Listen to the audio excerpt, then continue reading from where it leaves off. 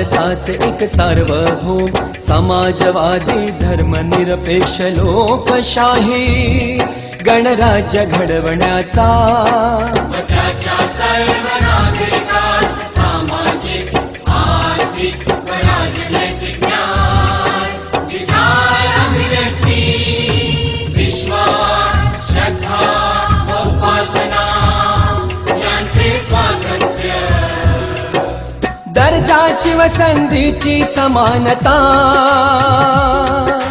निश्चितपणे प्राप्त करून देण्याचा आणि त्या सर्व